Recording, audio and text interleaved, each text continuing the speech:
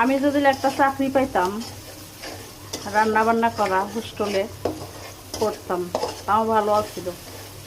বাসায় রান্না বান্না করি কোনো কিছু হয় না।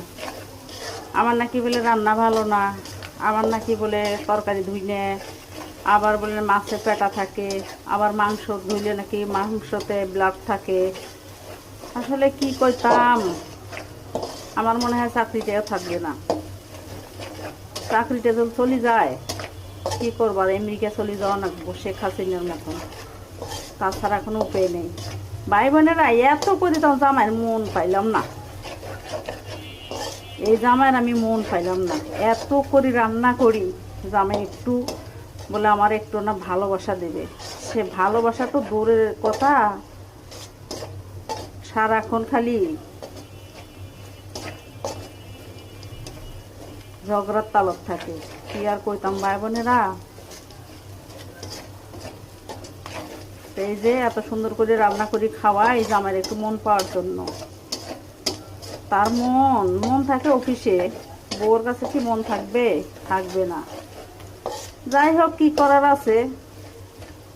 যারা রাঁধতে পারে না, ভালো করে কোনো কাজ কাম জানে না, কোনো কিছুই করতে পারে না, মেকআপের বক্স নিয়ে বসে থাকে, তারাই তাদের জামাইয়ের কাছে ভালো। আর আমরা এত করিও জামাইরে মন পাই না। জামাই একটু মন দিতে চায় না, একটু সাহায্যে খুঁজে থাকলে একটু তাকায় না। কি আর করবো ভাই বোনেরা।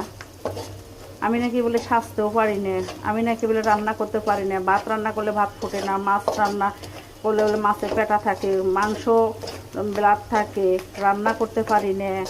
লবণ বেশি দেই, তেল কম দেই, আবার মরিচ বেশি দেই, হলুদ কম দেই। এই যে এইরকম বাহনা। যাই হোক, অনেক কথা বলি ফেলাইলাম আপনাদের মাঝে। হাজার হলে আপনার আমার ভাই বোন, ভিডিওটা ভালো লাগলে অবশ্যই লাইক কমেন্ট করেন, অন্য জনকাকে দেখার সুযোগ করেন।